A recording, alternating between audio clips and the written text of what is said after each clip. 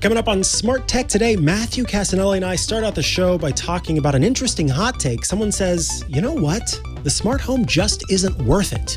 And it might shock you, but Matthew and I agree with some of the points.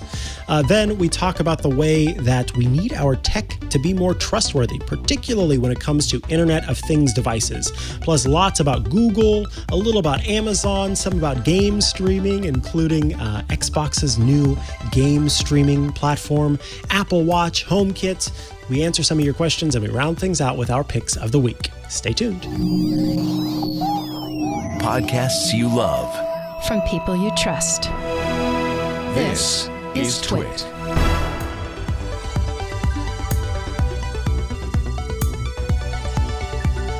Welcome to Smart Tech Today, where we explain the exciting, dynamic, and sometimes confusing subject that is the Internet of Things. I am one of your hosts, Micah Sargent.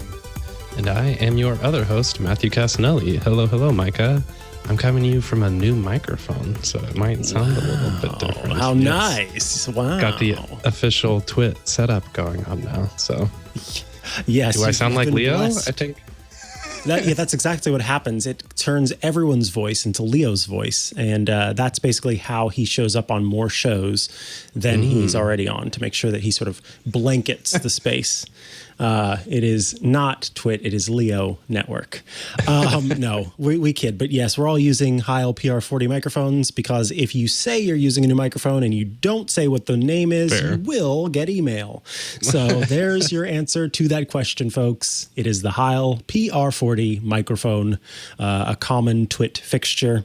It's funny because soon we will be returning to the studio, and at that point, when it happens to happen, this will go back to the studio, and I will be switching back to my favorite microphone, which happens to be the one you just switched away from, which is the Shure Beta 87A. But you have a new audio interface as well, and I think that's the real winner in all of this. So those two will come together to make great sound for you. So Shure will still get its exposure on this podcast by way of me instead of you going forward. Well, they got my so mic. there's and my it's chat. the Scarlett 2i2. Thank you for mentioning that, because if you didn't, again, people would wonder. That one, I know you can give a little shout out, Burke. I'm pretty sure you're the one who really likes the Scarlett. They're great. You and John, right? All of us, yeah. They're rock solid. They sound good. They're cheap, like really cheap for the quality. Yeah. Nice. Which is nice when that can all come together, because some of them are very pricey. Yeah, it's pretty rare. Yeah. All right. Well, and is it called Scarlett because is it red? Is it, or is it just plain? Yeah. I don't. Okay. Yeah, they are red. Most of their other products are also red, but yeah, I think Scarlett's a family of products. Got it. All right. Well, let's get into the nitty gritty here with our first news piece. This one comes from Gizmodo's Andrew Lisweski, who says, "The smart home isn't worth it. I'm not willing to jump through all the hoops needed to make my home barely smarter." Tell me about this piece. This is a hot take, isn't it? For some people, I understand. I would totally feel like the smart home isn't worth it.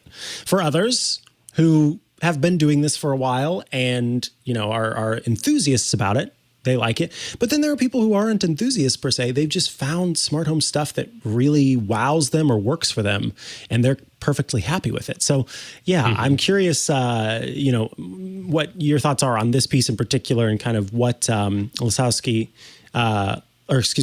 was saying about the smart home here. Yeah. So I do think this is one of those of course our opinion is going to be, of course it's worth it. This is a smart home show. But I think also this could be one of those ones where the article is fair and maybe the headline is a little dramatic just to sort of get one of those cases where the editor is the one who put the headline versus the writer.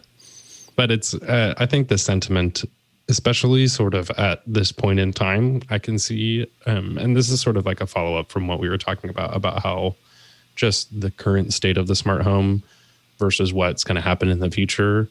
and that lagged behind, where like we know that Matter is happening, and he mentions it in this article as well, but that ultimately will be the big transition. But I think what's interesting is basically for him, it's like, until that happens, I'm not going to do anything else, because the whole situation was like he got super into it when he was building his apartment, and then put all that stuff together, and then eventually moved into a home, and it just got completely overwhelmed by it. And there's so much more to it. Resetting everything up again there is a little bit of like, I don't want to update, which is, I still haven't, like, so moving for me is one of the most, totally. I mean, moving for anyone is an incredibly stressful project, a task to take on. But I have to say, I, for some reason, have a unique level of stress involved with moving. And I can say that because one time I got Bell's palsy, where half of my face froze because of moving. So I don't handle moving very well at all. Yeah. And so when I moved to California, which was a 26-hour drive, and got unpacked and everything, still to this day, I moved here in at the end of July 2019, so almost 2 years later. Yeah, wow. I still have some things that are packed away because I kind of like never my life has moved on from needing those things that I have packed away, obviously, because I've, gone on living and everything's fine. But I'm so with Andrew here on the fact that when I first moved in and I had the things that I needed out and was getting set up and everything, I basically, considered it was bankruptcy. It was smart home bankruptcy. And I did start over, but I didn't start over like fully and completely and truly with everything involved. I kind of said, okay, these are the things that I really want.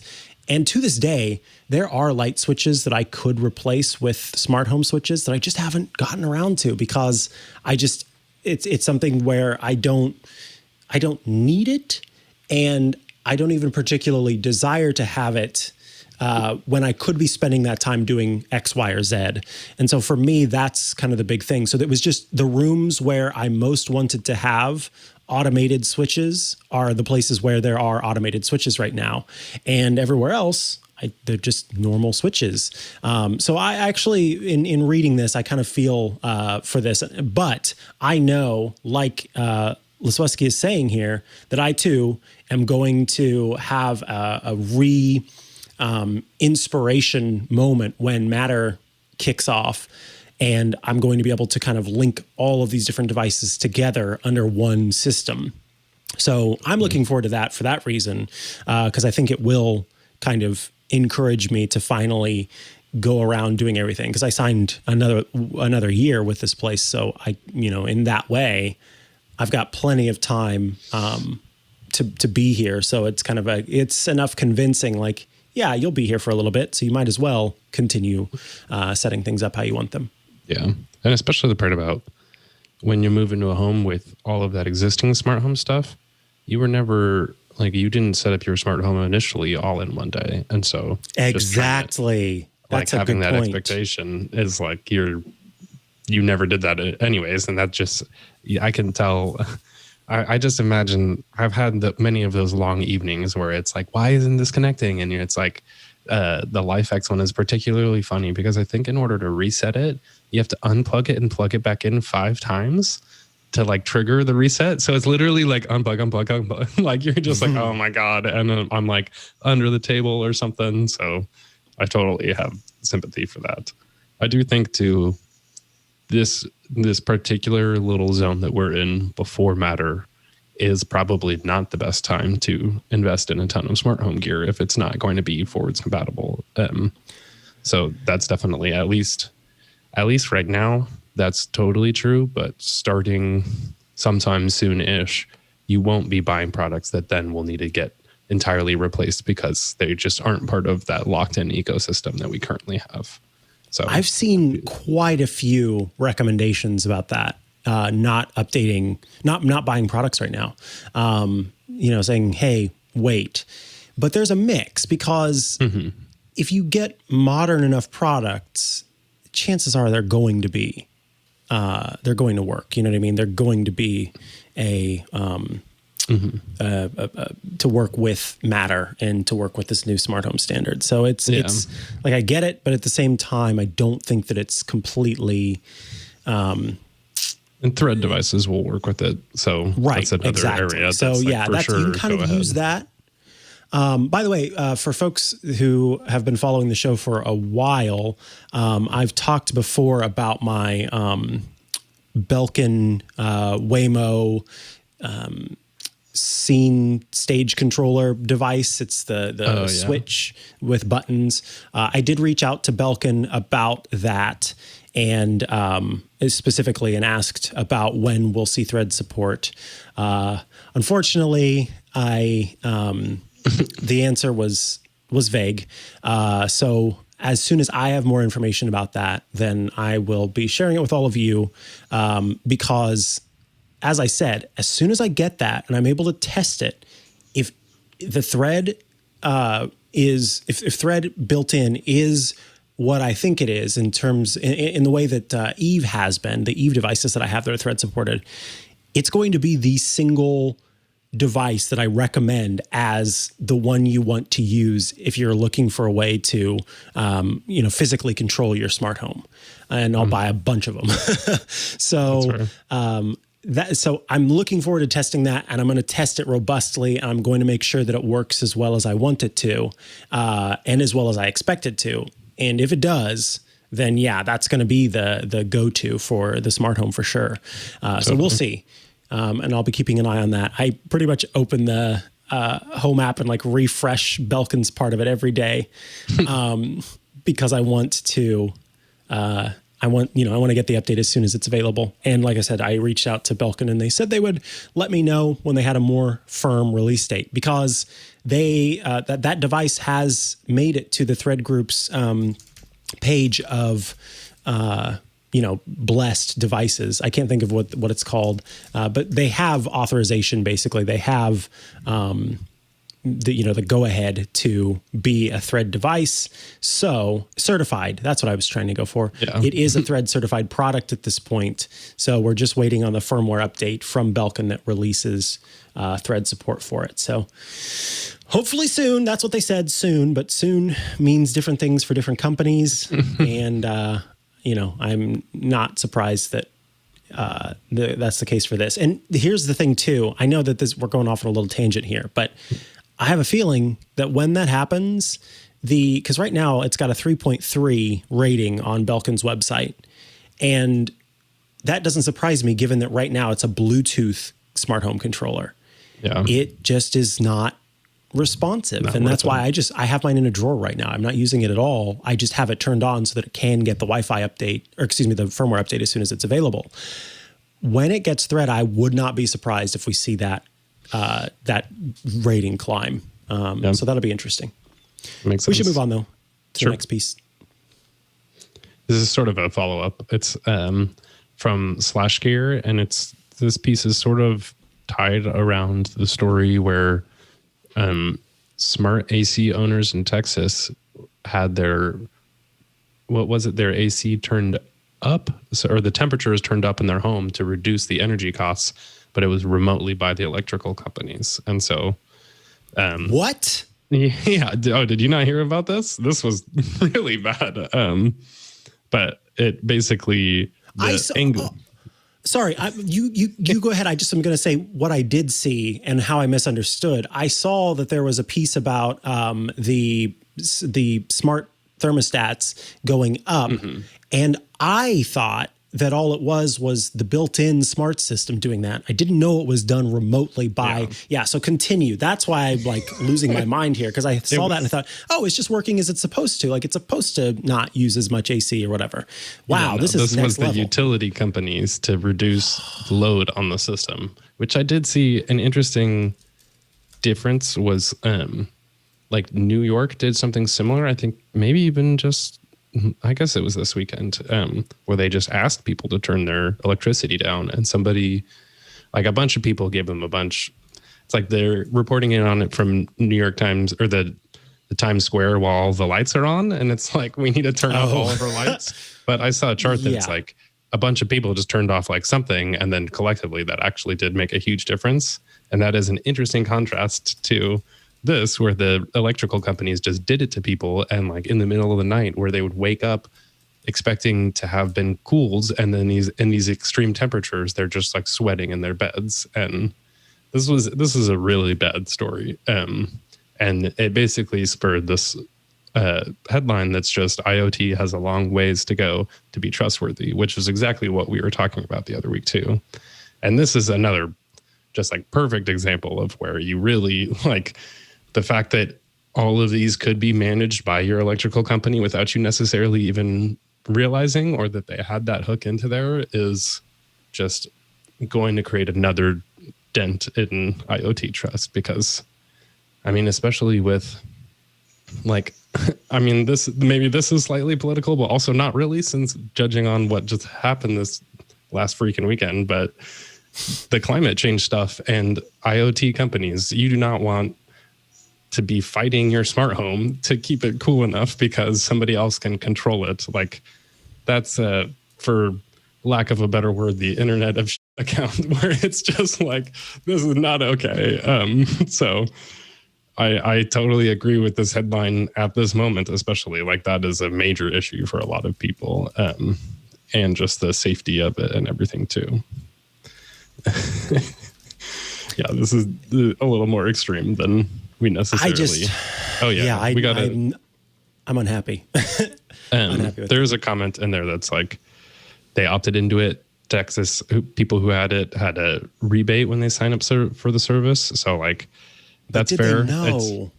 But yeah, I think expectation and just feeling and health and safety, and particularly for anyone who doesn't know, like Texas's track record with the grid from even last year, where they haven't like done what they need to keep it up, and then now they're putting it on the people instead, is like a pretty intense issue.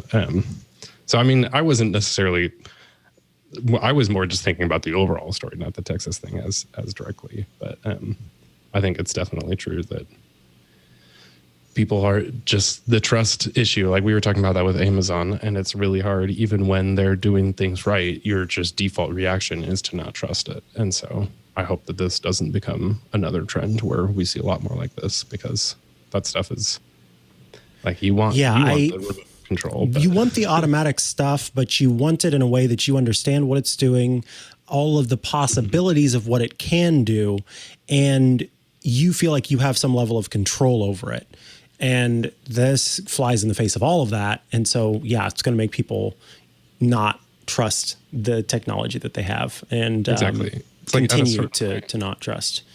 Even like having it be a rebate thing is like, you're essentially putting your like lowest income people into that situation by them maybe needing to opt into that for just necessity's sake. And then now suddenly they're also suffering from it. So I can just target people who are lower income disproportionately because they are the kind of person who would opt into that rebate. So that's another issue. But yeah, I mean, I think it almost makes sense that the smart home in general has had a fairly long history so far. Like it has been around for enough, and I totally get why it's at this point. And it's sort of like, what is it? The night is darkest before the dawn. Yeah. This is getting into like Batman territory. What's the smart home we deserve, not the smart home we need, you know? Oh, wow. Oh, wow.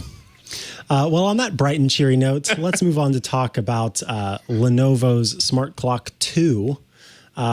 This is a review from The Verge sort of a review. It's a kind of talking about the new Lenovo Smart Clock. I think Lenovo does a pretty good job of getting I want this as a clock next to my bed or on my like nightstand table as as a smart speaker system. They seem to nail it with the design of these devices.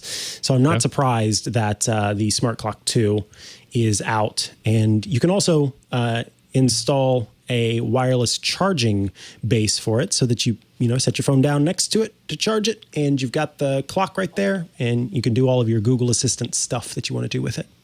It's pretty. Yeah. I'm actually, so I have one right over there in the back, and I use it for daily weather and very, very occasionally asking Google for stuff. Like, I think that when we tested it that one time, I had forgotten entirely that it was in here, and I was like, oh yeah, that thing's smart. I just purely seeing the time and the weather on it was enough for me. I'm not as big of a fan of this design though. It's kind of, the one that I have is like a little wedge that is almost like horizontal, and now it's sort of a vertical wedge, and I don't know, it's like not anything particular to the device, but I just thought it was a kind of an odd, it looks like are they Google Ooblets, or what are the people just in general, the Google emoji blobs? I don't know what they're called. It kind of looks like those to me. Like, oh yeah, it's got just like a little chin underneath it. So I'm not sure. I'm not like as sold on it as it's like a little smart display as opposed to mine's a clock. And so like, I'm just not even sure now. I guess maybe it'll be able to do more. Hopefully that would be the idea, because right now it's kind of a, what do you call when that has the little like analog clock, or not analog, but a digital clock typeface where it's got like the little sections of like, oh yeah, the segmented display. Yeah, exactly. So then as it like changes, it just rotates and lights up one other's part. The new one actually looks like a full display with a little clock on it. So maybe you could do a little bit more there, but I don't know. It'll be interesting. And maybe I'll have to get one of these, because I think just like a smart clock, smart little displays are actually nice little Internet of Things stuff like that. Like I can just see the weather at any time. And even though I have other methods of doing that, just having that ambient awareness is really nice. So the original one was only like $29, and I think now you can, what is it? It is 90, so that's pretty expensive. I guess maybe they were going on sale over time, but maybe worth checking out. All right.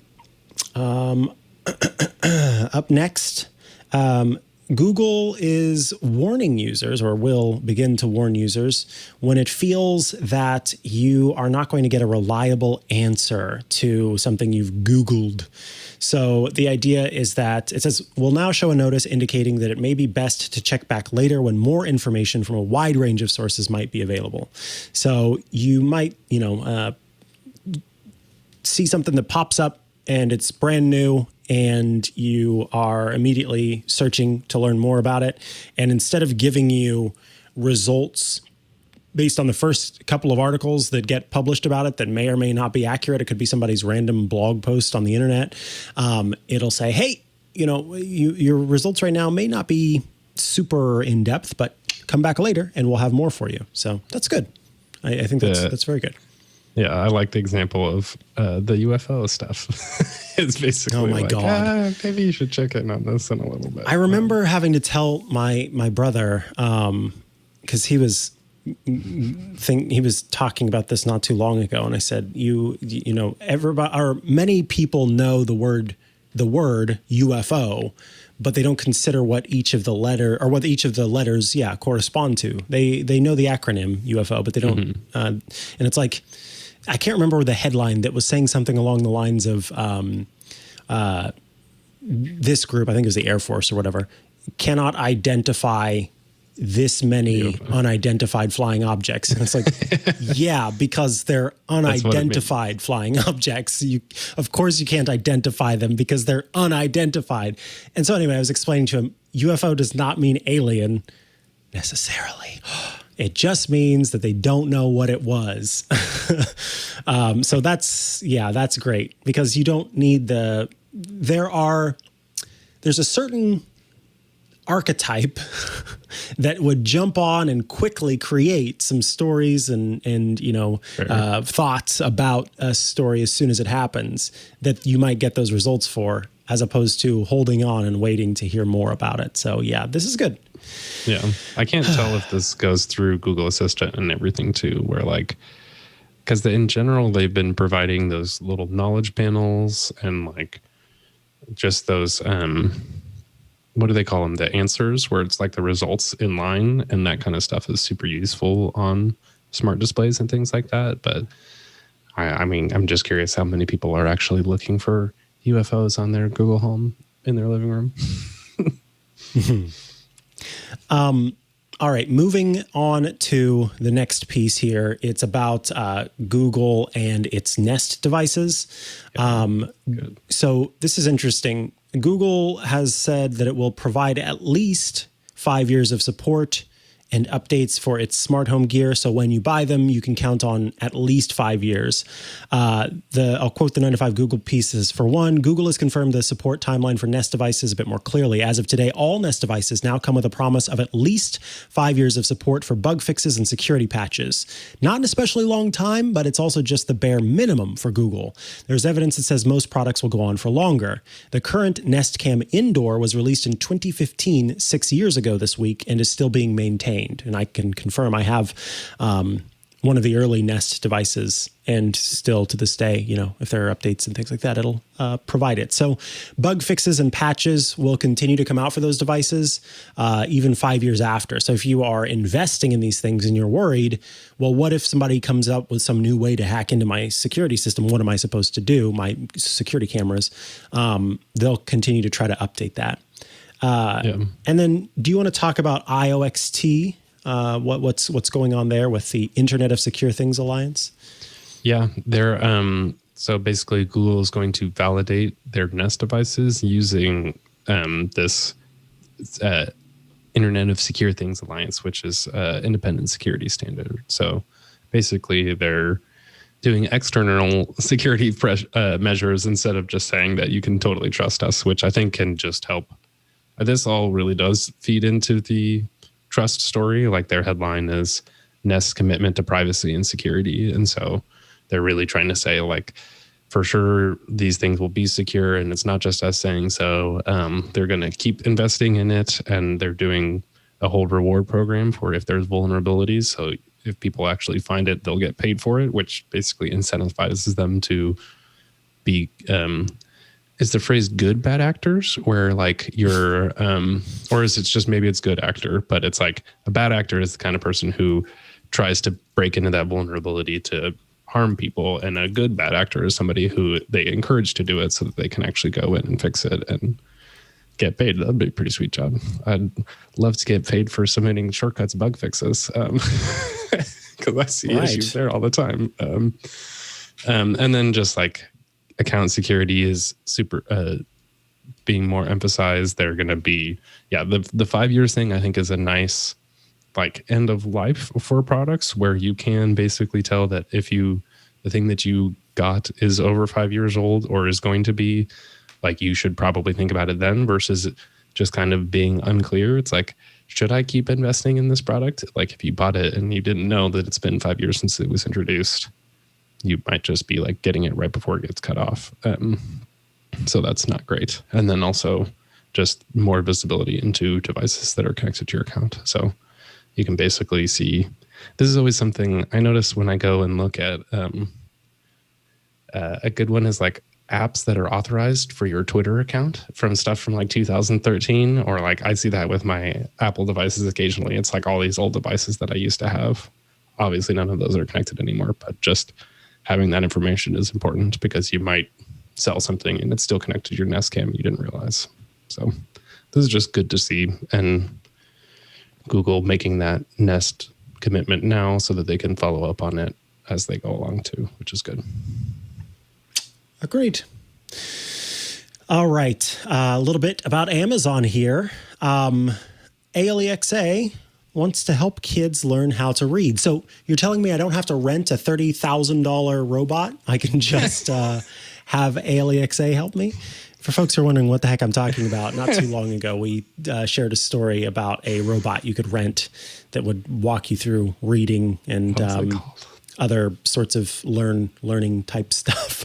But you don't have to do all of that. You can just use this new ALEXA skill. Yeah, this is cool. Like, I'm very interested just because I have a nephew who's 2 years old now, and I totally was just like, it was an awesome memory to just read a book out loud with him. And I bet, but for me though, it was a unique experience. And I'd say for the parents, they're like, he can memorize, he's like recited this book and can just say it to you as you're reading it. So maybe it's less exciting sometimes. I don't know. It's not about being bored with your kid, but just having that entertainment thing. Like, I'm very curious if my brother would try this with his son and see how he enjoyed it, just because it is kind of like a nice way to read a book, and you can take turns is what it's interesting. So like the kid can read a page and then the Amazon thing can read a page. So I thought that was kind of clever. And it's part of the Kids Plus service that comes with their Fire tablets and speakers. So it's like $2 a month or $70 a year or $5 if you don't have Amazon Prime, and $100 without it. So it's kind of like a subscription reading service for your kid that is interactive and can be like, good job and stuff like that. The Verge is saying like they should add some sort of comprehension thing where like if the kid gets it wrong, maybe you could test over time or revisit that or something like that. But I still think it's a pretty interesting addition. And they do have, another part is they're rolling out the voice profiles for kids so that they can actually tell that the kid is the one speaking as opposed to the adult, and then personalize it to them. So that makes sense. I'm pretty sure my brother wouldn't be reading a book out loud with Amazon. All right. Up next, more news. We will have more news in just a second. All right. Our first bit of news is something that I have been paying way too much attention to lately, and so I'm happy to be talking about it here on the show. We've got all these devices connected to the internet, and it's interesting. When people talked about cloud computing, the idea that you would have like a low power device locally and you would access a more powerful computer elsewhere to do your work, to do personal projects, that's kind of the place where folks were first talking about it, was in relation to work and high compute tasks, machine learning, AI. And one of the first places that consumers are seeing this cloud computing thing coming to fruition is with game streaming. And so we've been seeing a lot about game streaming. I've been seeing a lot of game streaming, and that I've been streaming games like some kind of weird person I don't recognize. And we're talking now about Xbox streaming, which is first and foremost available now for folks to try out. So it's used to just be called xCloud, and then Microsoft decided to give it this really long Xbox Game Pass streaming because it's kind of an extension of Xbox Game Pass. But it's here and it's available. You can play it on iOS, iPadOS. I will say early tours of it were not great. Leo Laporte covered it on MacBreak Weekly, and the audio was just horrible. It was, cutting in and out. It was like frame dropping, but audio frame dropping. The video was fine, which is what was kind of wild. So a lot of people, I imagine, are giving it a go right now. So you may wait for them to sort of figure out the load and add more blades to the server or whatever it is they have to do to make it work. Nice. Yeah, this is cool. I think it's, and the distinction today is that it's available on iPhone and iPad through the browser, but I also didn't even realize till now it works on my Mac too, because it's just a website. So that's actually pretty cool. And as long as you connect a controller, then you can play different games. And then you can also, the games that also work with keyboard and mouse, then obviously you can play those. Oh yeah, that's a good point. I am not particularly happy with the Bluetooth connection on my Mac Mini, the M1s, and in general, Mac Minis have a lot of Bluetooth issues. So it's a good point. I do think Bluetooth is more reliable with those mobile devices, and I probably wouldn't end up. Maybe there's a way. I guess you maybe could. Some of them have actual plug-in connectivity, so you can USB-C connect to the device. I also, this is another reason why I recommend Luna, because the controller doesn't connect over Bluetooth; it connects over Wi-Fi. So I've been playing Luna on my MacBook Pro, although I do have an M1, but it doesn't matter in this case because, I don't have an M1, but it doesn't matter in this case because it's not over Bluetooth, it's over Wi-Fi. And so it's even better because the signals that I'm sending with the controller are synced with the video that's streaming so that there's not a delay, there's no lag. It's all very smart about how it does it. And I'd like to see the other Stadia and xCloud, I'm still calling it, I don't care, using that functionality instead. And I should say, I can't speak to what Xbox Cloud Streaming does just yet because, look, I just called it the other thing, because I have not used that other than to launch it one time. And so I don't know if you can do that Wi-Fi thing, but Luna nailed it with the Luna controller first and foremost, and the fact that it does have Bluetooth built in, so you can use it that way, but that it does connect over Wi-Fi. And then it's also got a headphone jack in the bottom, so that you can listen and not disturb anybody. And then it does have a USB port, so you can plug it in and use it that way. It's great for that. I was gonna say I didn't even know my Xbox controller had a USB-C port on it, but I just never checked.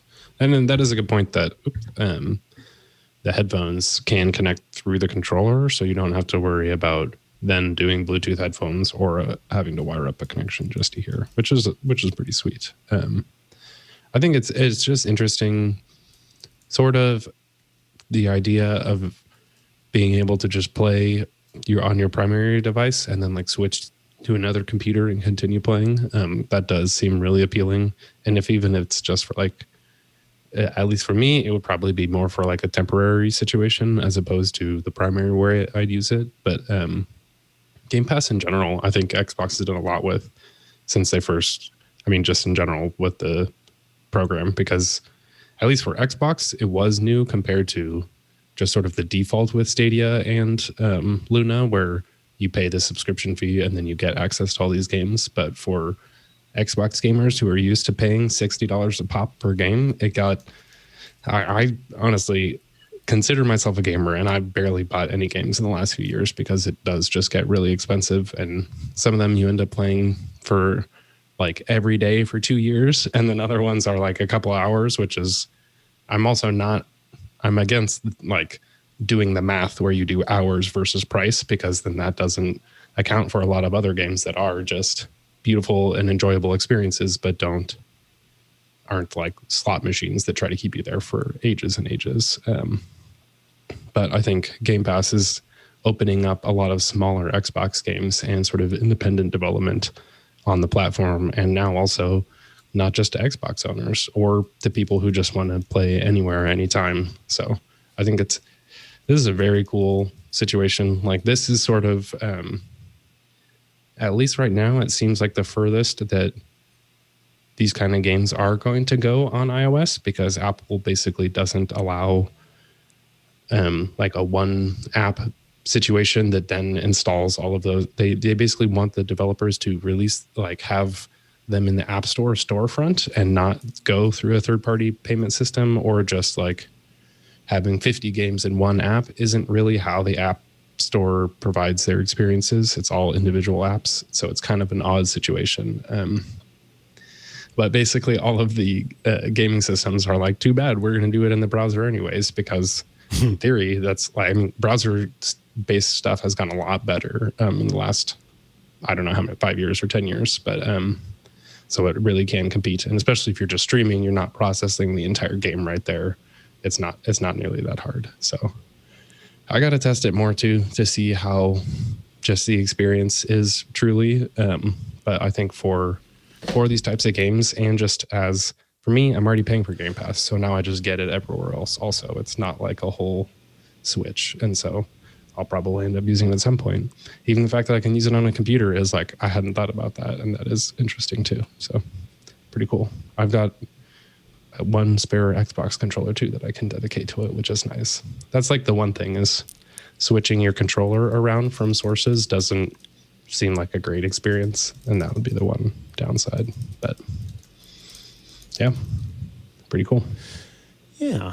And then next is a few more details about how Apple is going to be changing things in iOS 15 a little bit. And it's interesting. This MacRumors article, the way that it's put together is interesting. As if this is kind of like just now known. Yeah, well, I guess, okay, so this came out on June 18th, so I feel a little bit better about it. Basically, it's talking about how there were rumors and mumblings about Apple maybe making a game controller because it had, its own gaming platform, and also because there are ways that other companies are being able to let you stream on these devices. And so this piece talks about the built-in game controller that is kind of set up with its own within the system. So you can use an on-screen controller without, I should say developers can use an on-screen controller without having to code their own, which is nice. Yeah. This is sort of like you said, Apple rumor sites do an amazing job of fitting what's just a normal story into like Apple gaming controller arrives in unexpected way, where you're like, what? There's a game controller? It's like, no, it's just an on-screen thing. But I think it seems inevitable that Apple should make one at some point, like an actual physical controller. They removed the motion controls from the Apple TV remote. And so that whole experience now is like pretty abstract and just taking, I think, even iOS and iPadOS to that other level in gaming is going to require a custom controller, because the Xbox and PlayStation ones are fine, but that just implies like dropping into the existing environment, which isn't usually the case for most people. And I want to see them to just do it really well too, like really slick. And I was thinking if it had the AirPods type chip where it could switch between devices for pairing, that would be the one thing that they could do uniquely compared to somebody else. It's just works from your phone, your laptop, and your iPad all at once without repairing it every time. So that could be cool. But until then, I think a major thing too, I thought it was the case for Xbox Game Pass streaming cloud service 1.0, was that I thought they had to provide. Oh no, there's a certain level of games that adopt this or the custom game controls through Game Pass, where you can use touch instead of pairing the controller. And so that is the unique angle there, that you don't always have to have that controller. Like if they could, I don't know if they'll give touch controls to Call of Duty, even though they have touch on Call of Duty Mobile. But it's designed specifically for that. So, but still, it's pretty cool. Even just with Game Pass alone and nothing else connected, you can play some Xbox games mobilely now. Yeah, I'm reading the developer documentation for what's called GC Virtual Controller, which is the game controller bit. And it says, use a virtual controller to display software controls that you can customize over your game. You create a virtual controller from a configuration where you choose the input elements to display. And it says you can even customize the images for the element. When you connect the controller to the device, users interact with it similarly to a real controller. So it could be that as iOS 15 rolls out, launches later this year, and we see games after that, it could be that they're actually using the built-in GC virtual controller, but because you can customize it how you want to, you would not necessarily know. So there are options for which elements you have. So, if you don't need an A/B button, if you just need the ability to kind of move around on a screen, so a joystick, for example, you can use that. So yeah, this is a really interesting little tool here that lets you set it up. It says, I'm looking at some of the the different options. It lets you, so that you can choose if the thumbstick element on the screen behaves as a touchpad, whether the virtual controller hides a specific element, the shape of an element, so you can set up vectors for the different elements, and then all sorts of different things. Yeah, I'm just kind of reading, a little last minute here, so I'm not seeing everything. There we go. Elements. Let's see what this says.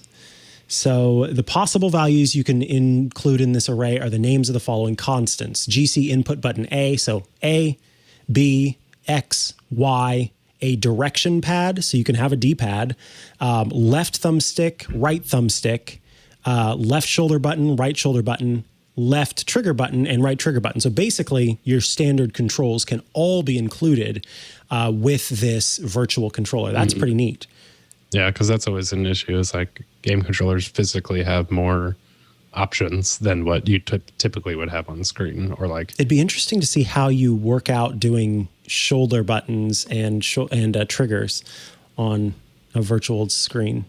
Yeah, since we'll have to try to find a game that's doing this. You know what? James Thompson, I bet. I wouldn't be surprised. Something like this. He's a developer of pCalc who has in the About section of his calculator app. I don't remember exactly how you activate it, but you can literally go into a whole 3D like racing environment and like a game that he built into this app. And he's been working on it for years now. It's like, it's all gone way like, what is it? He just like shoots 1,000 bananas into the scene, and it's all built using like 3D technology for all of these Apple devices. So it's like it's an awesome example of just doing it because you can, kind of. Yes, he's very good about that. Calculator app. So yeah. All right. Next, we'll talk about one of our favorite wearables. I'm wearing mine right now. The Apple Watch. If you are into this kind of thing, they now have some international bans. So if you want to be a patriot for whatever reason, you can wear your country's flag colors on your arm. Yeah. Or I don't know, ankle, if that's where you wear your watch. I don't care. It's interesting how like they chose some of them, because they're not sports colors for some and flag colors for others. That's I misspoke because I forgot. You're absolutely right. For New Zealand, for example, Renee Ritchie was pointing out that those are sports colors, not flag colors. Riddle me this. Do you have like country? There's no wrong answer here. Do you have like country pride? Like, would this be of interest to you? I mean, I'm Italian and French, so like, I kind of like the Italian one. Like, I could go for like, if there's, I don't know if there's any Nigerian option. Is Germany included? If it is, I think so. I'm basically German and Nigerian, so it's got the red trim and then black on the top and gold on the bottom. So yeah, it is just interesting how like random choices that they make can kind of mean that yours is more satisfactory than other. Like, I don't personally like the 2 different color straps style. Yeah. And then it's like the Italian and the French ones actually are both like pretty much white bands with then just the trim is red and white or green. Yeah, those are pretty. I have to say, those are really pretty. But I don't like the yellow all that much, so don't know if I could go with interesting. I think neither of mine would work then. I like personalization. Oh, I was looking at the Mexico one. Wow, that's definitely not the Italian flag's the other way around. See, nobody knows. Nobody knows which is which because the colors they chose are not standard. But that's why it's weird. It's like the Mexican one has green and then the white strap and then a red trim, but the Italian one is white trim with blue, and it's like blue. I mean, I guess that's probably the sports thing, like you're saying, but I like the personalization at least, and it does just make it custom to you. I think I just don't do it that much, and so I think having just a little bit more variety could be nice, but I'm not sure. I don't particularly have an opinion either way about the nationalism part of it. It's like I guess I have a random, completely not smart tech or Apple Watch band related thing, but I've been reading this book called How to Do Nothing. You told me about this. Yeah, I'll have to find it. I bought it, but in the spirit of the title, I have not yet listened to it. But one of her parts is about like connecting with bioregionalism. So it's less about like whatever false country borders that are just made up, but about the environment around you and just sort of the biome that you live in and like the things that are specific to you that that are just like relevant and provide a unique experience for your life. Basically, it's like when you get completely disconnected from that, that's when you can kind of, or like, especially if you're very online, you just are wholly disconnected, and tapping into that is a way to sort of reconnect with yourself also. So maybe you could apply that here of just reconnecting and sort of having that little spirit of like, I don't think about what it means for me to be Italian at all, but sometimes it has affected my life or something like that. So it's kind of interesting. I don't know. Maybe that's a philosophical take instead of a hot take. I like those. I don't know. It's cool. Tipping a hat that I'm not wearing. Howdy. I am wearing one, so I'll tip it for you. And then, along with personalization, in the next version of watchOS, there is a delightful new feature that they showed off on stage that lets you take your portrait photos and you almost make like a magazine style look out of them. So with portrait photos, there's depth information included in those portrait style photos. And so if you take a portrait photo and you use it on your Apple Watch, then the watchOS will use that depth information to sort of cut out, provide transparency for a portion of the image. And so it will appear as if the letter or the numbers for the time are kind of layered over or underneath the photo that you have. And then moving the digital crown up or down zooms in or out of that photo. So it's just a neat little feature for personalizing your wearable. I totally forgot about the zooming part. This is so cool. I'm not going to lie. I just forgot to set it up, and then I saw this story and went through and set it up, and I went to find a bunch of pictures. I guess I can't really show it on screen, but the zoom thing is really sweet. Just being able to use your portrait mode photos in a way that is useful is actually really awesome. And I was tweeting earlier that I was like, I instantly regret not taking more for the last 3 years, as it's like pretty much until now, I've always kind of been like, this is cool, but just never thought about it that much. And now I like actively do want to take portrait photos for this. I do that for live photos more. And it's sort of a shame that you can't do both at the same time. But I could see like trying to get some live photos and then doing 1 or 2 like portrait photos specifically to try to create these memories for. But it's slick. It's like, that part, the zoom part, that's what just got me again. It's like I got a photo of my mom and my dad in San Francisco, and then the shape of the 2 is like behind my dad kind of in the shot. So it gives it this depth that's really neat. And that zoom part unfortunately, is nice too. My partner is incredibly camera shy, so I've got to somehow convince him to let me take a portrait photo. So that I forgot. Yeah, exactly. Because otherwise it's just going to be photos of crochet projects I've done and selfies, which I'm not going to have a photo of myself on my stinking Apple Watch. That's not happening. Yeah, I think I did one. I was like, it was like a nice photo, and I don't know. But the one that I loved was I had this really nice photo of my brother and his son, and my brother. It's like a really nice background. My brother's smiling, and then my nephew is just crying and he's just miserable. And I put that on my watch because it's just like a hilarious little shot. So it's cool. It's like I took some of these photos a couple of weeks ago on the first trip I've done since the pandemic. And now it's got like a segmented photo right on my watch. So like, it's actually pretty slick. Like it makes me want to take more photos, which I think those are the best kind of features because there's like no downside basically, and it's only encouraging. So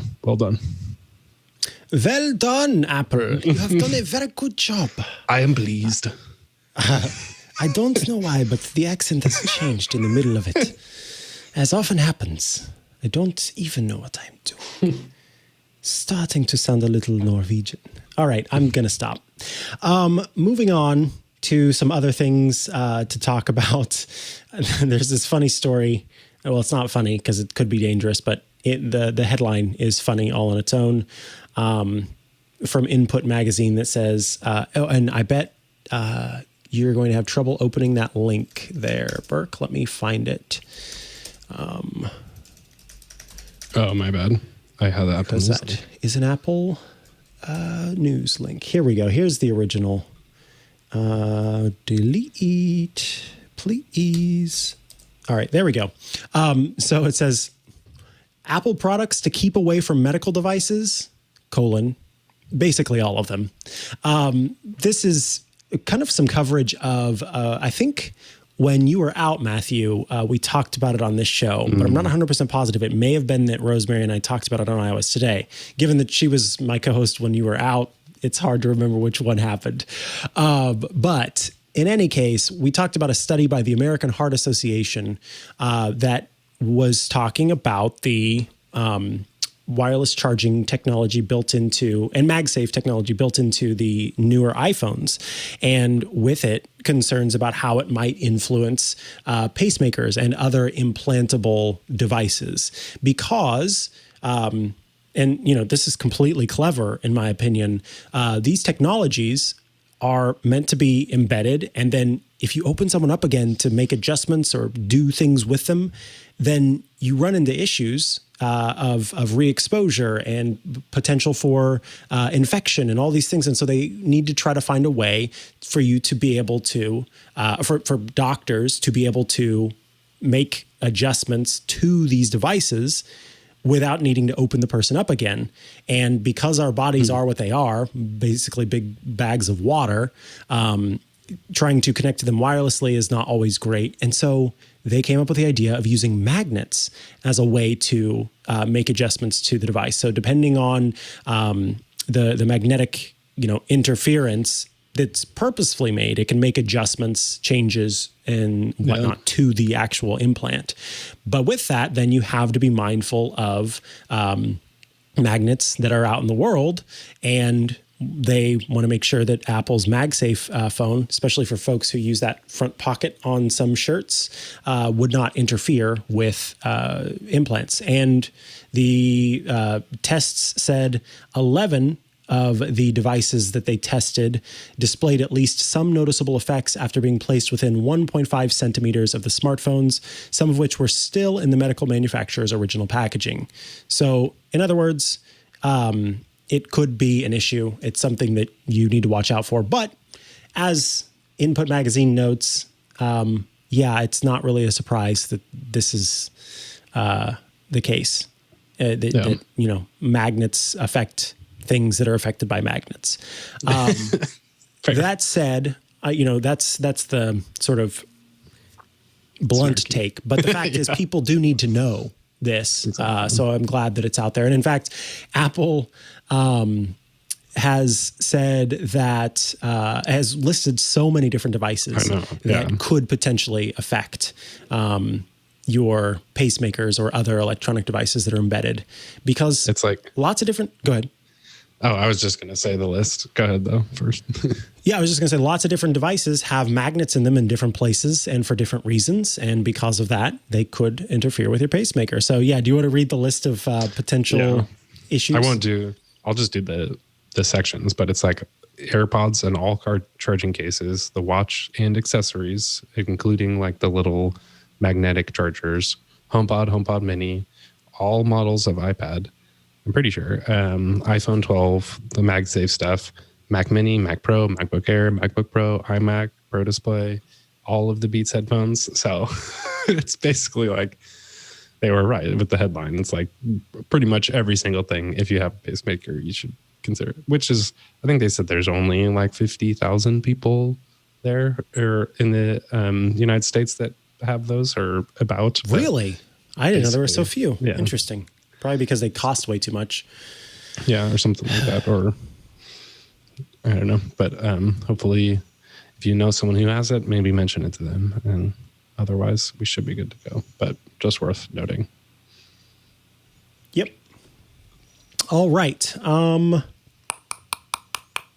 Did we cover this last week?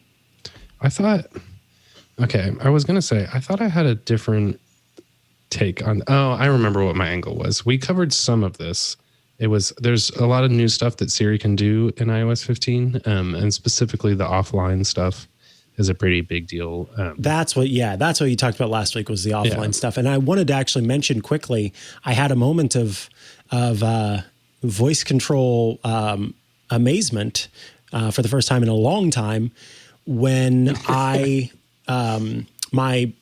I recently did some networking stuff and made some adjustments and moved some things around. And in doing so, my hub for the Aqara button was not connected. And so when I went to hit the buttons, it didn't turn off the lights. And, tried it a few times and I was like, oh, right, I need to fix that. And so I just said, hey, turn off the lights in my office. And normally it takes a minute to do, not a minute, but it takes a bit to do so. And it was at the end of me saying office, I got to the end of the E there and it was already turning off. And I'm like, what just happened? Are you becoming a believer now? I don't, that one thing is not going to change me, but if things like that keep happening, absolutely. I was very, very impressed. Cause as I said, I didn't even get to the end of the word, it felt like, and my lights were already turning off as I wanted them to. That was really neat. I think a lot of these features are especially just those things that can come out and just pass you by. I think that's why I wanted to mention it. And maybe we should even come back to this in 2 months once it's actually out with iOS 15. But the follow-up questions too are a thing where is this still open? Okay, how long does it take to get there? She can actually still understand what you're saying. Or the angle too that I have now that did just come out is in shortcuts, they added a feature that's called Get What's on Screen. And it's sort of, it's like a shortcut level thing. It's not an action. So it's kind of like, does this work in the share sheet or not? And it works together with the way that all shortcuts can now intelligently accept input from different places all at once instead of basically, I used to have to script it all to work in different ways, and now they just built that into the system. But a big thing is going to be just you can have a shortcut that essentially uses that remind me about this feature, and says if you're looking at a web page, I could say log this to Airtable, and it can just get the page from what it can see on screen and pass that along. And so you can do that in general with Siri now too, and just say send this to so and so, and it'll do it right away, which is super cool. But that shortcuts angle is going to be really, really powerful. And I'll have more on that eventually. But two other things that I am actually really loving. Announce notifications is pretty cool. So I don't remember if this is it's time sensitive ones can basically break through the new focus modes that you have. So it's I think I set it for the calendar, so it'll still tell me when my calendar events are occurring, even though I'm in Do Not Disturb, which is really smart because that's happened before where it's you just totally miss that your meeting started because you didn't have your notifications set up. But I have it mention, I use Stripe for my membership portal. And so Siri will tell me every single time somebody signed up for my membership, which is pretty cool. And I can just kind of get that. It's almost like random encouragement throughout the day of just hey, this other person signed up. And I'm like, nice, keep going harder or something like that. And then the other one is that you can control smart home devices at a specific time.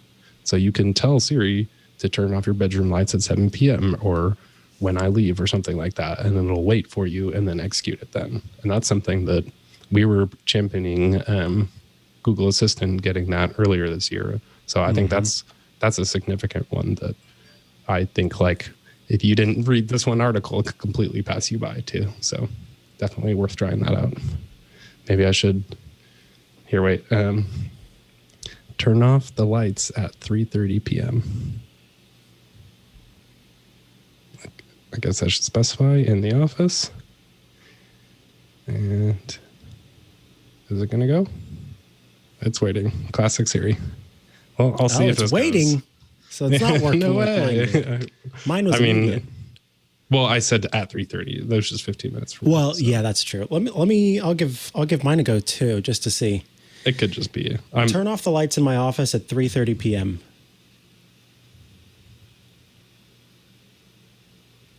I've set the office lights to turn off at 3:30 p.m. today. That's the wrong voice, but that's happened at least. I wonder, is there anywhere in the home app that it'll now say that's a good scheduled? question. Let's see. Because that's the important thing. Or maybe. I'm restarting my device. Yeah, it shows up in automation. Today at 3:30 p.m., do this thing. And it's just once? Yep. I can't. Yeah, Can you I can't tap get on it? focused. What does it say inside? It says, enable this automation today at 3:30 p.m. And then it has the accessories selected that need to be turned off. Ooh. So that's like a way to fully create an automation just with your voice.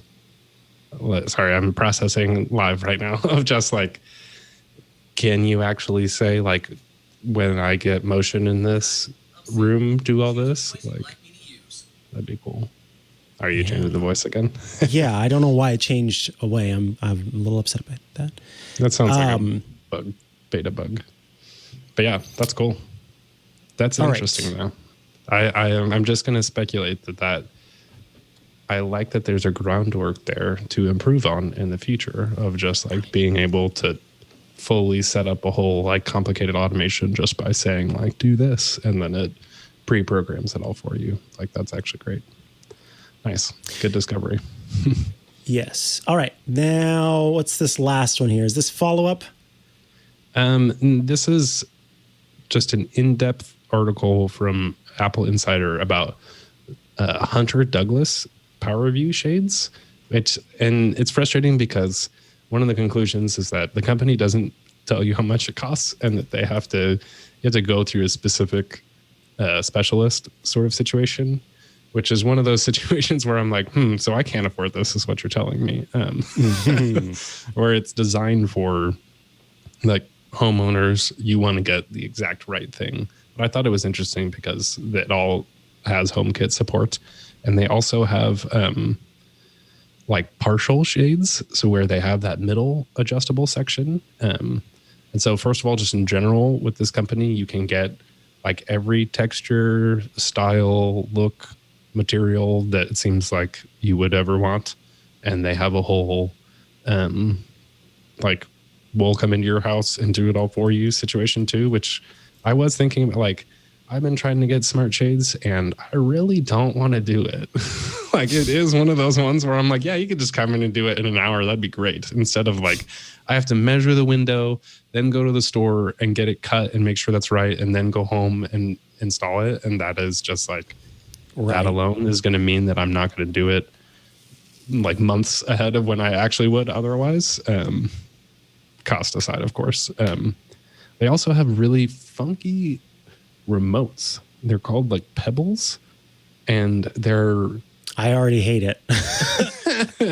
they're like shaped off to one side, and they're kind of like futuristic looking. It's kind of like it's a long article. It's like 1 or 2/5 of the way down that piece. Where one of them is like semi-transparent, and so it kind of is like I think that's the one that changes the scenes, whereas the other remote changes the controls and stuff like that for the different spaces. It's sort of an odd situation there, and very like we're trying to have a whole like luxury experience alongside of it. So that's the headline, is like, this is the most luxe smart window shade experience you can get for HomeKit. But it does seem pretty interesting. Like the part, and it was sort of confusing, the middle rail, which is the bar where basically the window can close halfway from the top or halfway from the bottom. And then in HomeKit, you have like a weird reverse control system where you have to go like 60% of the way down. And so it's kind of got a clever way that you can actually like open just the top portion of the shades and not the bottom if your neighbors are creeping on you or something like that. Which I just hadn't. Okay. I just didn't even know was possible with HomeKit at all. I assumed it was going to be an issue, and then they've got like kind of a clever workaround for it, where I think it's just a group device, and each individual thing can be controlled there. But this is it's pretty interesting. Like this is, I think I wanted to mention this almost because last week I was sort of recommending that my dad basically go all the way just to IKEA stuff. Or actually, I was there and I thought of you, IKEA. You were there? You went to IKEA? Yeah, we went to an impromptu trip, which is very, very dangerous, I'd say, as a couple. Yeah. Not for like you're not going there for anything, something specific, so you're just like, I'll have everything. Stress. Yeah, or it's just like, it's always stressful. Like you always leave IKEA exhausted. And so I actually noticed too that they really didn't emphasize the shades. Like there was one section where they had it, but a lot of their smart home stuff, at least in the Emeryville store, isn't really prominent. Which I'm curious about that because it seems like a decent solution. Like even the symphonic speakers, like I knew about it and saw it and pointed it out to my girlfriend, but they weren't like, check out this whole thing you can have for your home. So I thought that was kind of interesting. Yeah, that is.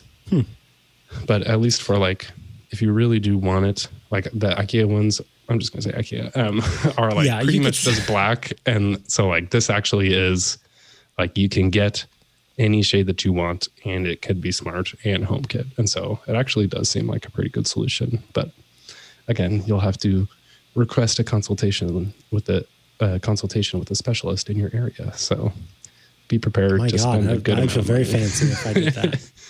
Excuse me, I would like to request a consultation with a blinds specialist, please. This is one of those ones where you're like, yeah, I'll take a review units, please. Set us up with that. Because there's no way I could get it otherwise. Yeah, exactly. It's way too pricey. All right. And up next, it's time to answer some questions. We'll be answering questions in just a moment. So this first question comes from one of our listeners, Tom, who's actually shared an audio file with us. The audio file duration is a little long, so we're going to just hear the first part of it, the first paragraph, and then Matthew's going to summarize for us kind of what Tom was hoping to have answered. So as soon as we're ready, we'll play just a little part of this from Tom. Before we do that real quick, I just realized I think he might say his last name. And so maybe we shouldn't play it just for practice. In the first part, Tom says their last name? I just realized it. The transcription that I had covered it. And so it didn't say that. But I can read a summary. So let's just be clear to everybody. We're choosing not to read or to play Tom's message because we just, as a show, we don't like to share people's full names just for your own privacy and security. So go ahead, Matthew. Let's hear what Tom was asking. Yes. So this is great. I love it. First, this is just me editorializing, but he was saying hi to us and everything, which is nice. So I've got the home automation bug, and I was hoping you guys can give me some advice here. So I downloaded the NanoLeaf app, and I'm looking at the stuff on the Apple Store, particularly the strips. But this is Tom's situation. I can't see them. I'm blind. And so these might be a little obvious to us, the hosts.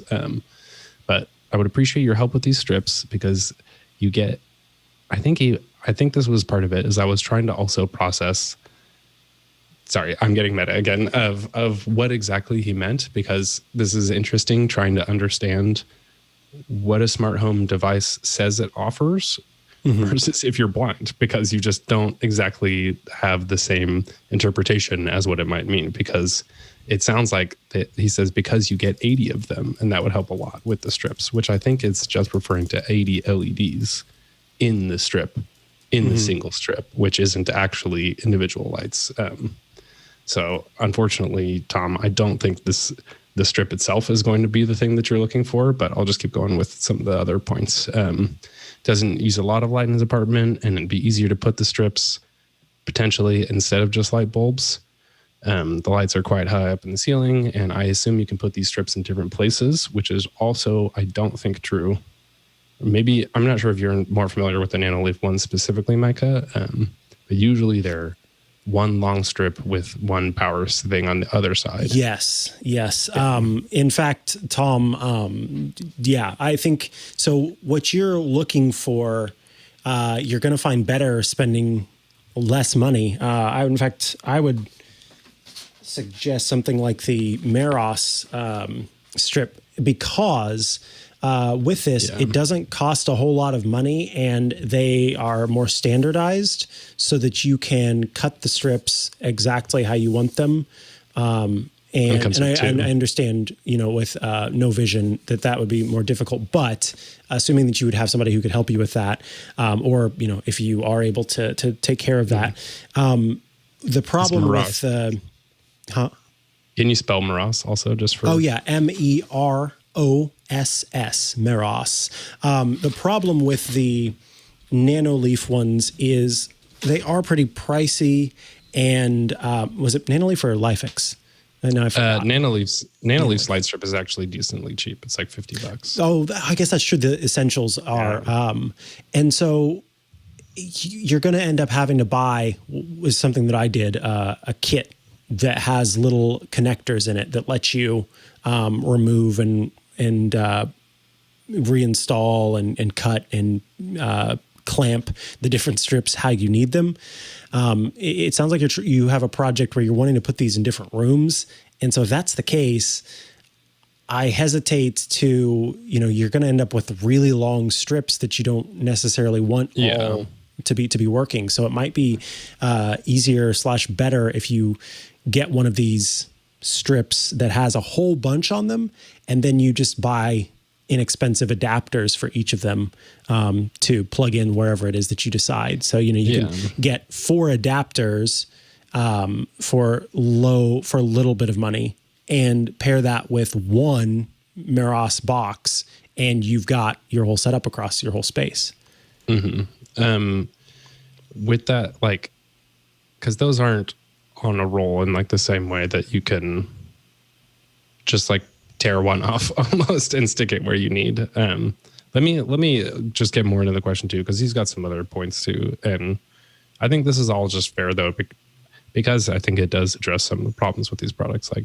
He doesn't want them all in the same room. So it does look like I think the light strip was just one angle, but he's just looking for solutions. And if you wanted to move them later, how hard are they to move about?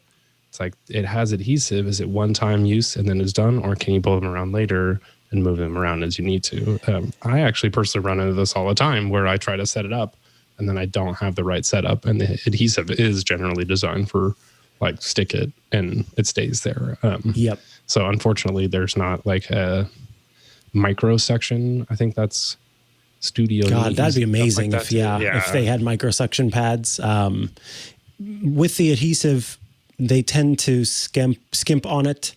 And so you're going to end up, getting one use out of it. So oftentimes, again, doing a search on Amazon for LED light strip is going to turn up not only LED light strips, but also surrounding products that you might need for it.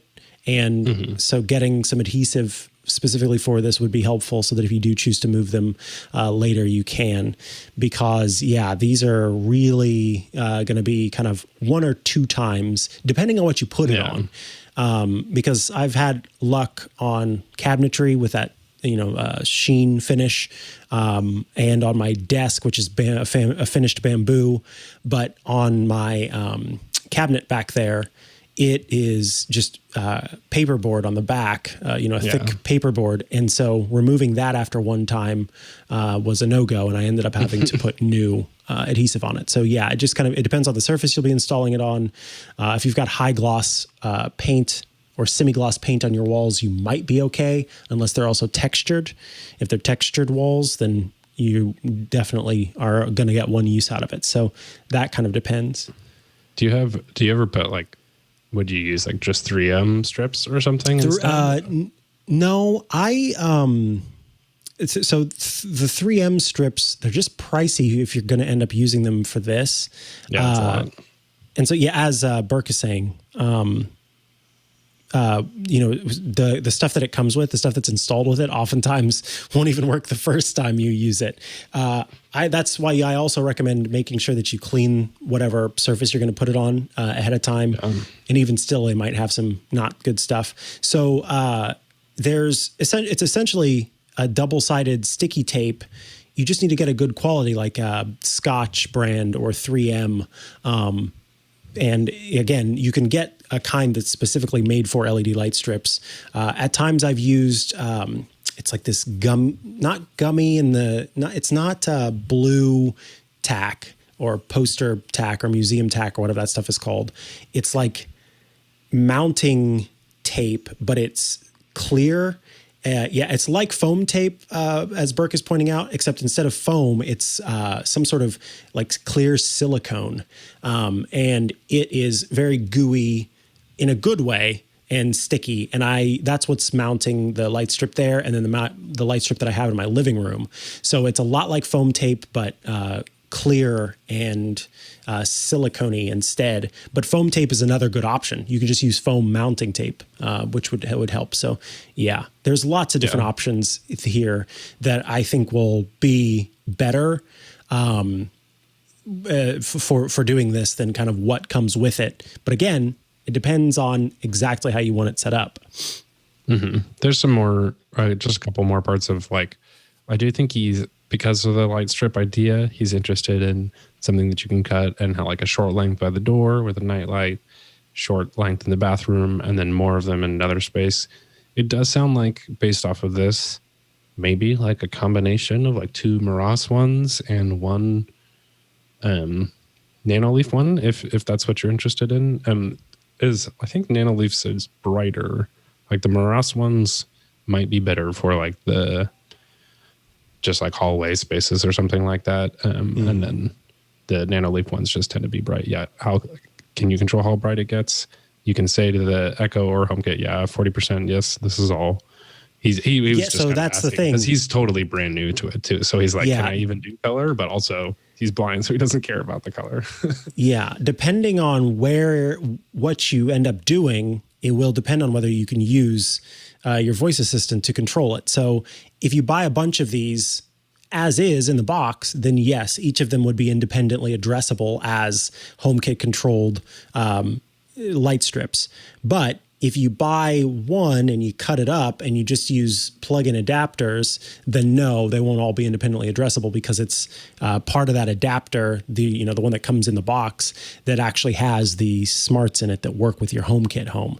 So if you want to independently address all of them, you're going to need, or even, address all of them at once, say turn off all the LED light strips, you're going to have to spend more money because you're going to need to get the part that does the networking. Yeah, which I think he wants. I think I missed the part at the beginning that it's like he's all in. He wants to do HomeKit or home automation for sure. And he's basically like, what's the easiest to do? I have the Apple setup ready to go. When I was getting the lights, the strips look cheaper, but are they really the best? And I think a thing that's important to notice, especially for a blind user, because I ran into this not being blind, is to not buy the extension strip, which is half as much money.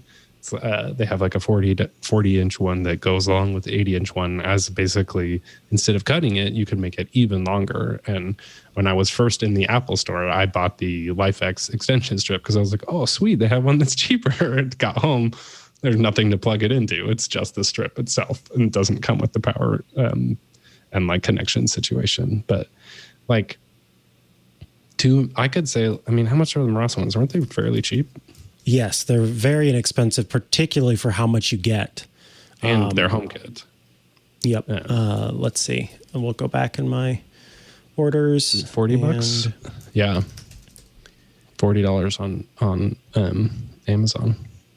Oh yeah, version 2. In fact, I've got 50 right now, but you can save 20%. And they were less expensive there for a while. You get, let's see, 16.4 times 2. Oh, that's a newer model. 33 feet of. Oh, I guess it's right there in the description. 33 feet of LED light strips. So, yeah. Yeah. So like maybe, and those are, but they're 2 separate sides. Oh no, wait, is it the thing where the power's in the middle and they go back out to either direction, left and right? Or you could set it up how you want to, if I remember correctly. Yeah, maybe I can look into that too more. But I would say, especially like I could see buying the Maras ones for sort of the tangential lighting, and if you are interested in Nanoleaf, maybe an essential strip for a more primary area, and then also like the bulbs could be a solid solution for. I mean, I think it's a little bit more designed for color, but they seem fairly affordable for like a bright light also. So like you could still get a decent setup, but unfortunately it's not as nice as cutting one power strip up into like 20 different versions, and then you have little short bits there, just because it all does need to be wired to the wall. So that makes sense that's sort of a hard to interpret from coming from being brand new to the smart home and not being able to just like physically see the product. But I think it makes a lot of sense. I do think even just I mean, I'm not sure exactly what his situation is, but my cousin had like developing blindness where she lost her vision over time. And so smart lighting was actually like the perfect solution, just because otherwise she pretty much wouldn't bother going to turn on the light in the other room because it's kind of out of the way and she couldn't even see it to get to there as well. And instead just walking in, having all the lights turn off or turn on, and then suddenly your vision basically increases significantly at that point. And so it really was worth it. So that could be a decent setup. And Tom, if you're hearing this and got any confusion or anything like that, feel free to email us back and we can help you out more. But I think that sounds Absolutely. like, I do think the Marossa ones are like, I'm super glad that those are affordable now and not like $90 for the whole light strip setup, because then you could get two of them for that price. Yeah, exactly. I'm right there with you on that one. All right. Our next one, this comes in from Bob in St. Charles, Missouri. Hi, Bob, from my home state. It says, did you know that CO2 and air quality sensors is a proxy for stale air? Yes, and I think it's important to kind of provide a little detail here. So I think it was last week, and many a week I like to talk about air quality, but CO2 is one of the measurements that an air quality sensor can use, can sense, and it uses that information to give you kind of a rating on your air. So I would say that CO2 is a more precise measurement for, and sort of the evidence behind what people would call stale air. So if you have stale air, meaning air that's stagnated, it hasn't moved around a lot, what is it that makes air stale? What is it that, gives that sort of feeling, that stuffiness, that impression? It's a number of things, but one of those, and one in particular, is CO2 level. It happens a lot here in my office with the door closed and me talking for podcasts all day.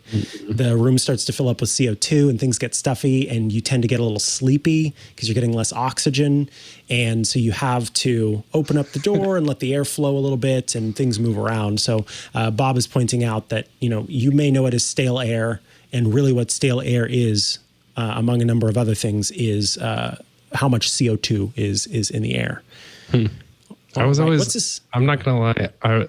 I put this in there because it was a fairly straightforward question, but I was looking forward to the, not Dr. Micah answer, but what do you call it? Professor Micah. I was also just curious because the one that I have, the Eve Weather, or I guess that's Eve Weather. I wonder if the Eve Room does it, but mine doesn't do CO2. And I specifically, when you were saying that, I was like, that makes a lot of sense, because it is, every time we do this podcast, I mean, it's also right in the middle of the afternoon, so I slightly get a little bit sleepy sometimes just from the afternoon dip, but I wonder if it is just the CO2 thing. That also, plays a role, absolutely. If I play video games also, and then the Xbox is cycling the CO2 in the room, and it definitely can feel stale over time. So I don't think I specifically have ever thought about just that specifically, and I guess I just said that twice, but I'm thinking about getting something that just freshens up the air in the room while I'm in here, as much as, I guess that's just any sort of air purifier. Yeah. I mean, I can't, because an air purifier won't handle the CO2. You gotta get new fresh air into the room. So having plants, that will, and then again, opening a door or a window from time to time, which is hard whenever it's hot as what, then those things will help you. But yeah, if you don't have any real plants in your office, it's worth getting some real plants, and you can get some that are, ones that have very little care. But I'm afraid the IKEA fake plants will not help you out in this situation. Dang it. They got to make smart air purifier. So you're saying no air purifier. It's all about just ventilation. It does not help with CO2, because CO2, it's essentially that CO2 is building up in the air as the oxygen is depleting from the air, because you as the human being in the room are using the oxygen and expelling the CO2. And so if you don't have anything in the room that can do the opposite exchange, or if you don't open a door that can bring oxygen from other places into the space, then it's just going to stay that way. It's essential. It's like a light amount of suffocating yourself. Yeah, I mean, it makes sense. It never will get to that point because oxygen molecules are incredibly small. So there are some coming in through the door and underneath. And if you've got, in my case, I've got a central air. And so in that cycling, it does help a little bit. But the best thing that you can do, is open, especially a window, because there are lots of plants outside that are doing that exchange and bringing that in. Because I was thinking of just the whatever parts per million of fine particles and like volatile organic compounds, but that's right. And those contribute larger, for sure. Yeah. Okay. Good to know. Maybe that explains something. Yeah. Some plants. You should do that. I've got one. Right. That's just not very well taken care of. Totally understandable. Tell me about this next one. All right. This is from Carlton, and he says, I have been working on some simple home automations that could utilize the convert to shortcut feature in HomeKit. Unfortunately, since you can't access the full set of third-party shortcut apps, it severely limits what is possible. Specifically, I am trying to set a variable based on how many times a sensor has been triggered, and then have it send me a notification when it gets to a specific point. The vibration sensor on the cat litter and laundry basket. What would you suggest for making this happen? So this was very interesting. And I just noticed the part where it says that it sends them a notification too, because I'm not as sure about that. I think in general, the best way with home automation type stuff is, I will say, unfortunately, to use an external service and basically go through the web, because all of those web actions are available in the subset of shortcuts actions that are in the convert to shortcut part of HomeKit. And so basically you can take a URL that goes to a web service, like I use Airtable, and then you can make a web request that posts data to that point. And so you could essentially have, anytime those sensors are met, it just creates an entry in an Airtable database. And then once you go in, it could also maybe check how many exist so far. And if that reaches 5, then do something. But I do think, I guess he was saying the notification.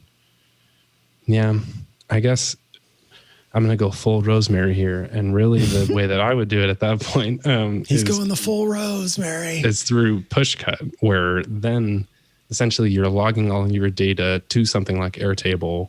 And then Airtable and other services like this have a technology called webhooks, where you can basically, when that criteria is met, it can basically like ping a URL, and then that webhook is the URL. And then Pushcut can respond and say, okay, this criteria has been met. Pushcut is a app that works basically around shortcuts. And so it'll send you a notification through the whole web service saying like, the cat litter is full. And then even what you could do from Pushcut is actually trigger a shortcut where it's like, okay, now go do this thing and turn on the lights in the cat room or something like that.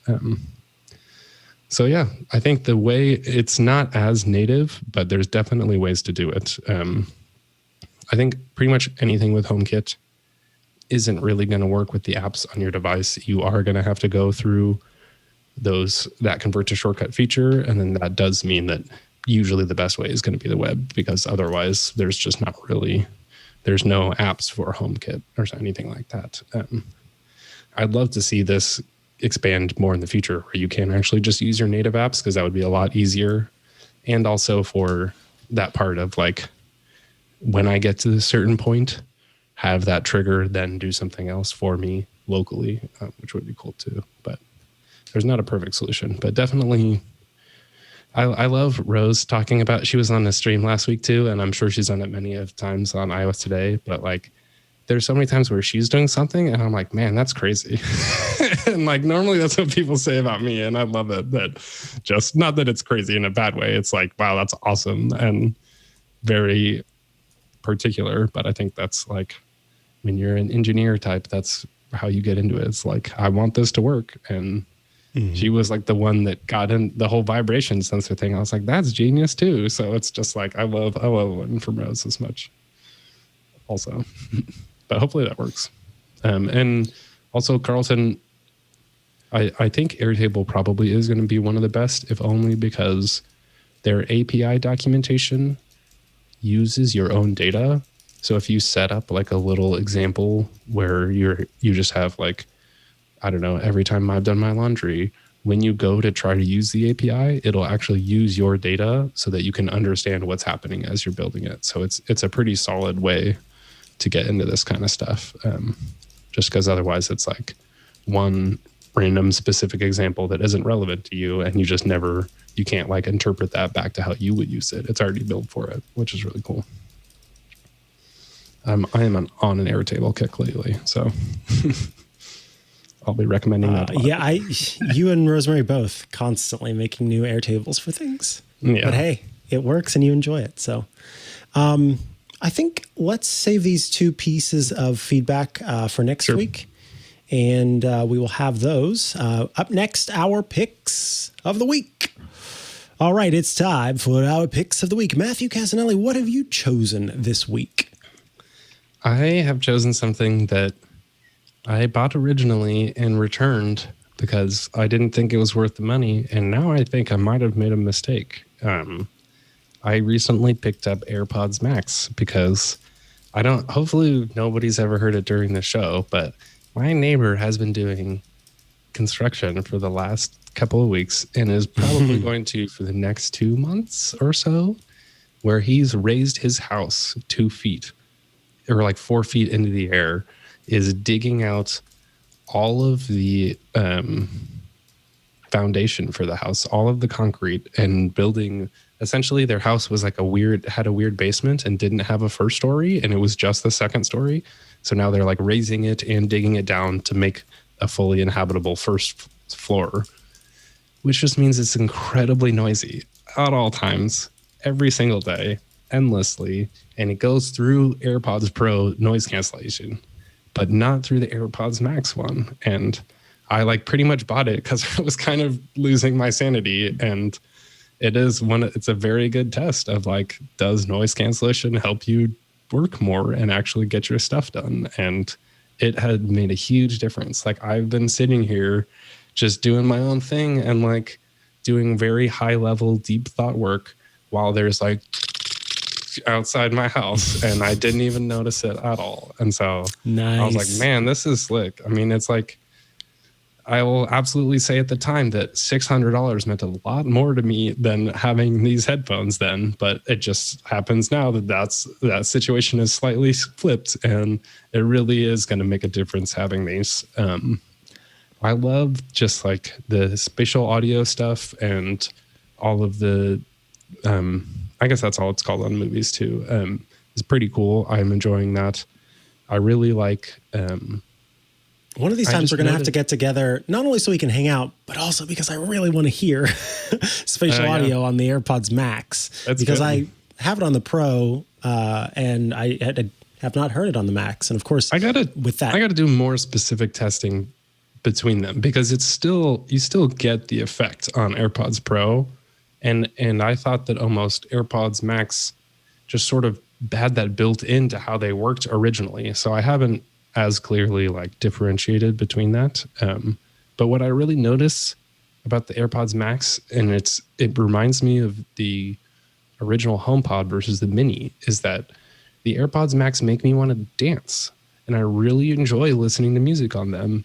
Whereas on the other ones, I'm just like, yeah, I'm listening to it, but I'm not like compelled to dance when I wouldn't otherwise. And like the original HomePod does the same thing, where I'm just like jamming to my music, versus the other times I'm just listening to it. And so I really do appreciate music. And I think I'll never forget Apple and Sonos doing a marketing campaign about how music makes your home happier, because it's just like, if you have zero sounds in the house versus when you're playing music all the time and your family's just kind of like enjoying it, it's like it clearly makes the home a better place. And so I guess AirPods Max are just for myself, but for a personal experience, I do think it is really, really nice. And it's so expensive. So like, I might regret it in a couple of weeks, or also there's a return window. I don't know. Maybe we'll see when the construction ends, but I also probably will end up wanting to keep them after that point. But I think it's pretty sweet. Like when I first had them, I was like, this is so expensive. And there's some weird downsides. Like I don't like that it has to charge with lightning and everything. But they're pretty slick. What is your pick? My pick of the week is one. It's an old school in that I think a lot of people have heard about it, but I wanted to mention Eero. That's the home networking system that I use. It's a Eero Pro 6, which is a Wi-Fi 6 router, and then I've got Eero beacons and my older Eero serving as connections throughout the rest of the home. The reason I wanted to bring it up, though, is because Eero just added dynamic DNS support to its app and system so that you are able to address devices on your home network over the internet. So for folks who are doing smart home stuff and who are trying to, access things on their own home network and need a way to make sure that those devices are always addressable because your ISP might change your address dynamically, this is great for that. So you just go into the app, you go into DDNS settings, which stands for dynamic DNS, and you turn it on, and then it gives you your own randomly generated DDNS address that matches to whatever the ISP is assigned as your IP at that given time. And then if it changes, then it will update because it's just a forward to that. So with that, those two can come together and let you access devices that you might have. And, for some people, they've got server stuff set up. You were just talking earlier about how sometimes you've got to do things server way. And so if you're away from home and you're wanting to tunnel in, so to speak, and make connections, and the devices themselves don't support it kind of offhand, this helps make that possible. So I was doing a lot of reading up on DDNS and network address translation and ports and all that kind of stuff to understand what exactly I could and couldn't do, and what it all meant. And it was a lot of fun figuring that out. It was, involved and semi-stressful just because it was new to me, but it was fun at the same time to get that done. So Eero is constantly adding new stuff to the app. It does router level ad blocking and threat tracking and blocking as well. It has built-in, it's called Eero Secure, I think is what it's called. And it comes with 3 subscriptions to a VPN, which I don't use because I use ExpressVPN, who have been sponsored on the show, aren't. I love ExpressVPN, so that's why I don't use the VPN that they do give you access to, as well as 1Password, which is my password manager of choice. And so I've got my subscription through Eero's thing because it's a family subscription, which is really nice. And then a program called Malwarebytes, which is a virus program. So all of those come at no extra. I mean, it is part of the subscription, but you get all of the cool Eero Plus Eero Secure features, and you get those subscriptions included with it. So it's a really good deal. And then, they've also got, so we were showing on the screen the HomeKit Secure Router stuff. Eero re-enabled that not too terribly long ago. It was not turned on for a while, but they got it updated and turned on. And essentially what that does is it kind of creates a firewall, more so than you might already have, between your HomeKit-enabled devices on your network and the rest of your network.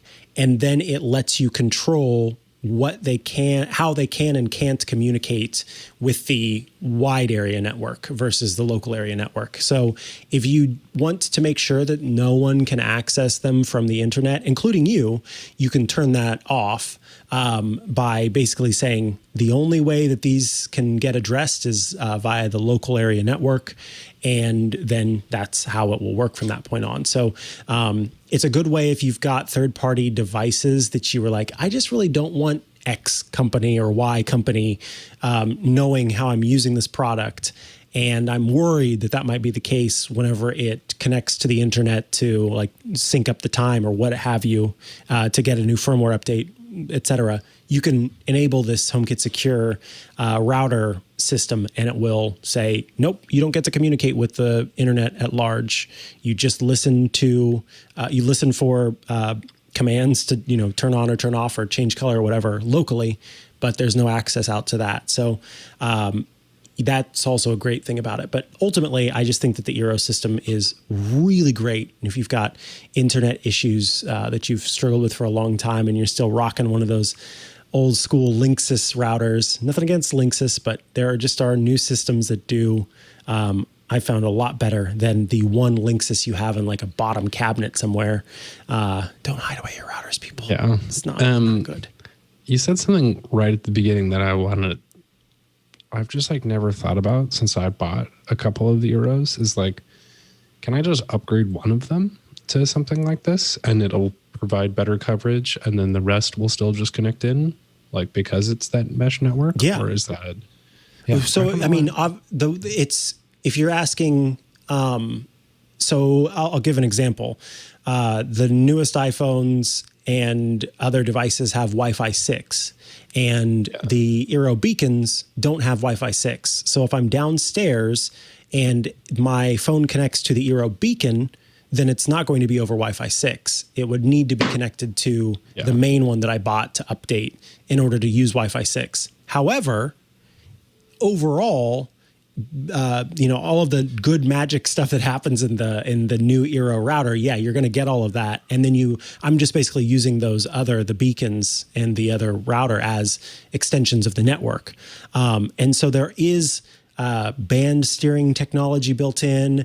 There's on both sides, iPhone has its own and Eero has its own, and like network prioritization. So, if you are playing a game that's, you're playing an Xbox game, it can recognize that and try to give that more bandwidth in comparison to maybe someone who's just streaming music or what have you.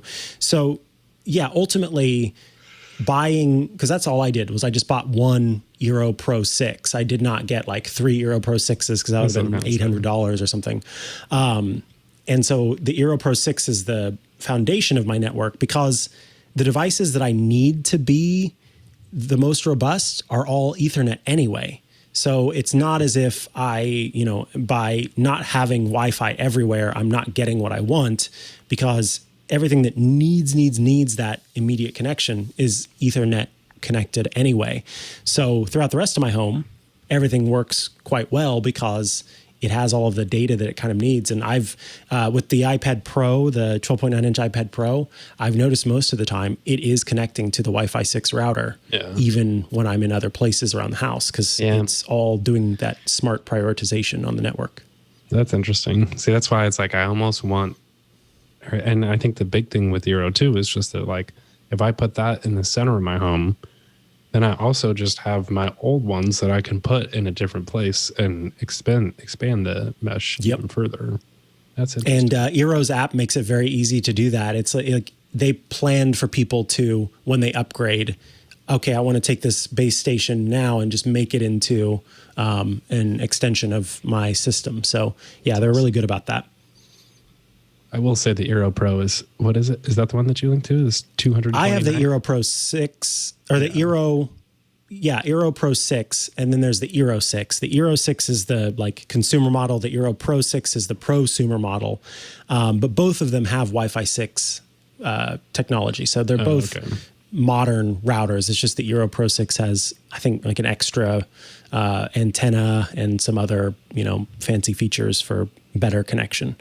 But you could get, 3 Eero 6s.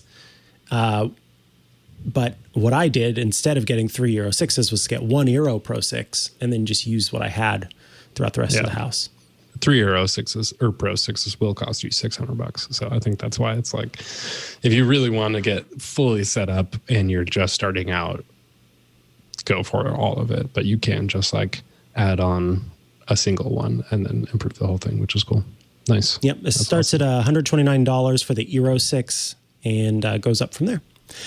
Alrighty, folks, that brings us to the end of this episode of not iOS Today. Alrighty, folks, that brings us to the end of this episode of Smart Tech Today. You can email us stt@twit.tv with your feedback, questions, etc. We've got a couple of questions for next week already and are looking forward to having more of you send them in as you get them. We record new episodes of this show every Thursday at 4:30 p.m. Eastern, 1:30 p.m. Pacific. So you can tune in live to hang out with us, twit.tv/live. To check out the show, but the best way to get the show is by subscribing to it so it comes to you as soon as it's ready. And that is by going to twit.tv/STT, where you can subscribe to the show in audio and video formats. So you just head there, you click on audio or video, or one of those little badges that are up at the top that say, hey, I want to subscribe on Apple Podcasts, Google Podcasts, Spotify, YouTube. It's wherever you are, we try to be so that you can subscribe to the show. I should also mention Club Twit.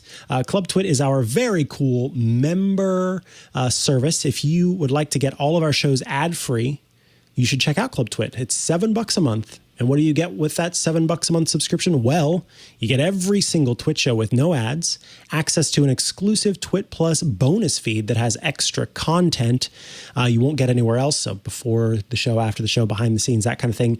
And the members-only Discord server where you can hang out and chat with us while we're recording shows and after shows and between shows. I just saw not too long ago someone was already putting in a question for iOS Today for tomorrow, and Rosemary had already responded asking if we could use it on the show. So very awesome to have our hosts in there chatting about, and it's becoming a great community. And in fact, earlier this week on Windows Weekly, I produced that show, and so I was in the Discord, and there was just a really nice message from John in the Discord who said, Discord and Club Twit really make Twit feel like a community. The people are lovely.